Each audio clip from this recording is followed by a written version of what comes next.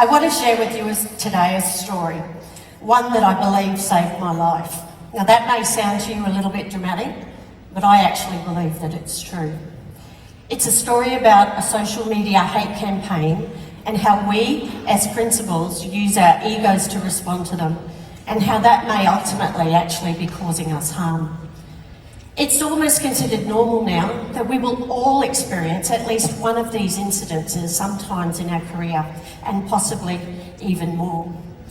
I come to you today with my heart on my sleeve, and I will share all of my vulnerabilities with you in the hope that it strikes a nerve and that my story may just help one of you.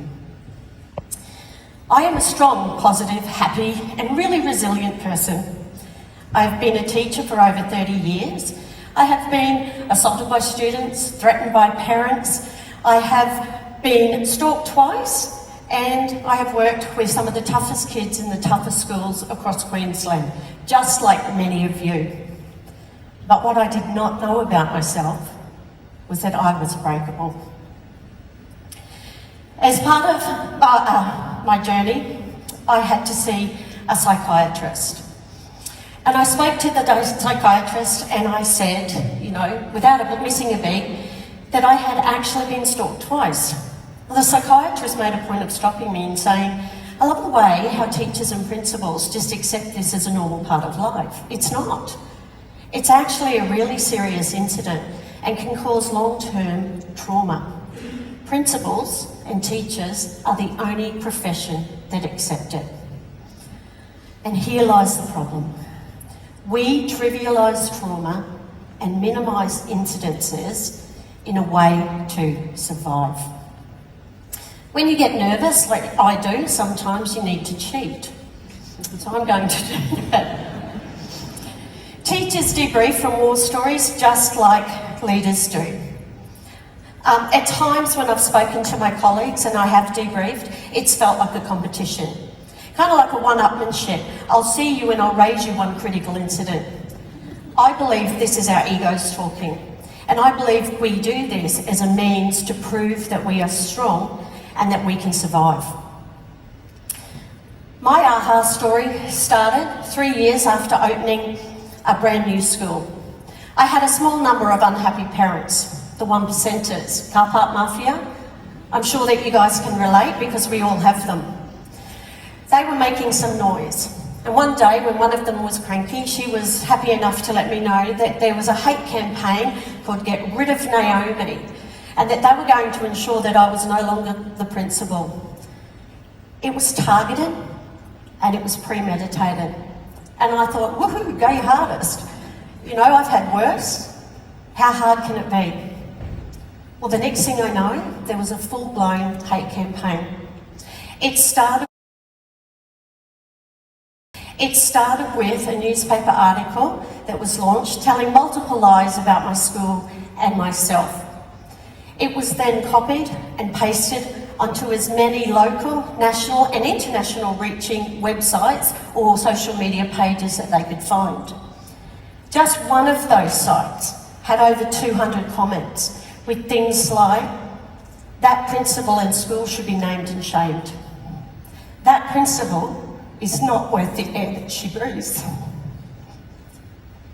Docs should be investigating this. Some really hurtful and cutting things. But that wasn't all. I was then named and direct threats were made against me. I had multiple ministerial complaints to answer to based on those lies. I had nasty emails. I had students removed from the school and so on, and the fallout goes on. But the worst part about the whole experience was the muzzle. In 2019, the QTU stated that teachers through social media are the subject of many negative perceptions that affect not only how others see them, but how they see themselves. I don't see how this is any different to the impact that media and social media has on body image, and we all know about that. But the worst, like I said, was the muzzle. I had no voice. I had no choice in how to respond. and I had no form of retribution to the defamatory claims that were being made against me. The muzzle was killing me. I felt helpless. And that was probably the worst bit, excuse me. I felt helpless and I didn't want to let these perpetrators win. So my way of dealing with that was to dig deep. And I pushed down every negative thought or feeling that I had. There you go, I've said the F word, feelings. I pushed down so hard that before I knew it, my health suffered. As a result, not only did my health suffer, but my marriage suffered, and so did my relationship with my children. I was no longer a principal. I was a soldier, and I was in a war. Until one day, for health reasons, I was actually forced to take leave. Can you imagine how that felt?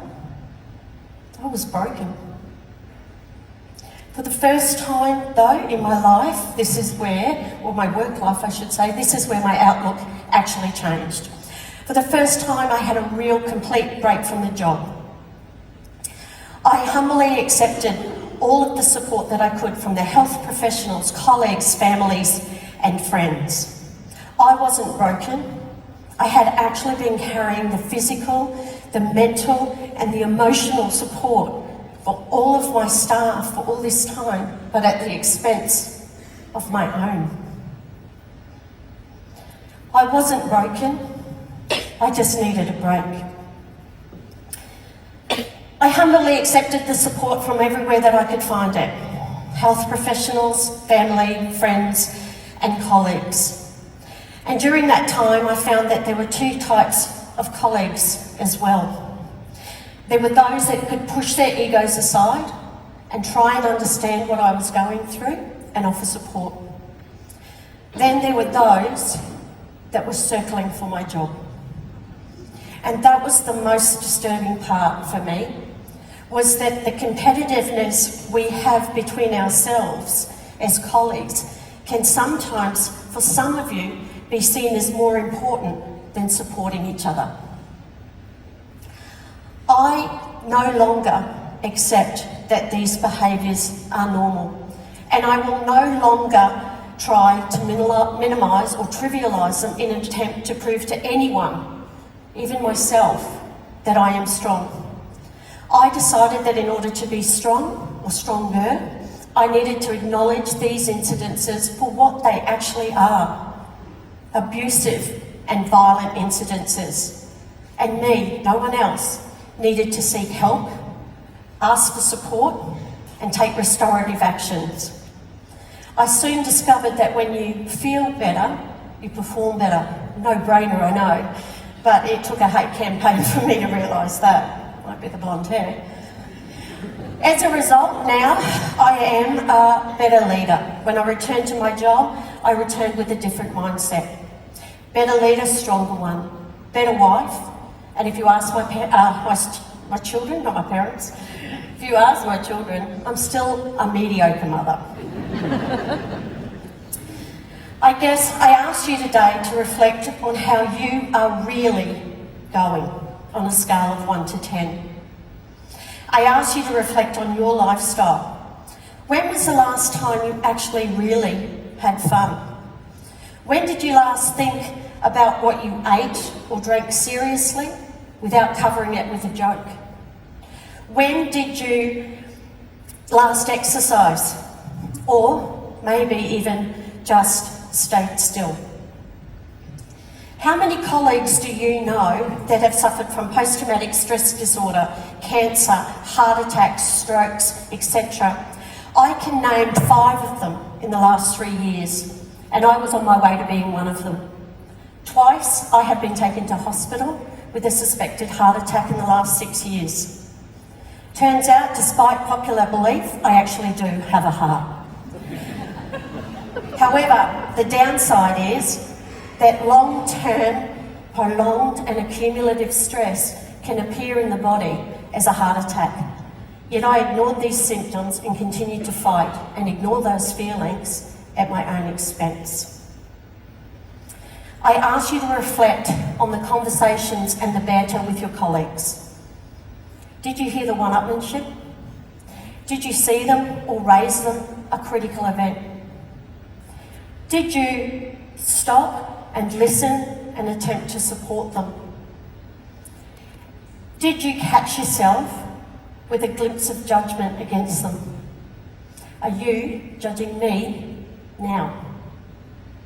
These incidences are not going away. It's nobody's fault. They're not going away. But if we continue to trivialise the trauma and accept these behaviours as normal, then that's what they will be considered. And it will kill you. Look after your colleagues. Look after yourself. Ego, it's a dirty, dirty word.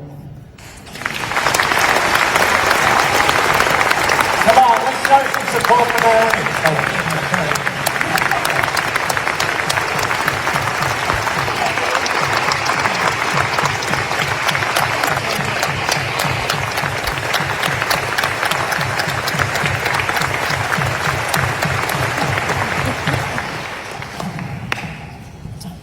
Hands up who is viscerally touched by that story, and look at that, look at that. This is one of the really important conversations that we know that we need to have. And because of the nature of this conversation, we actually just want to give you 5 minutes now to have a conversation with your table about the moments of things that really, really touched you in that wonderful, wonderful talk about first speaking with influencers. So right now, think about what you want to share with your table, and we're just going to give you 3 minutes to chat with your table and really unpack what's going on inside. I think one of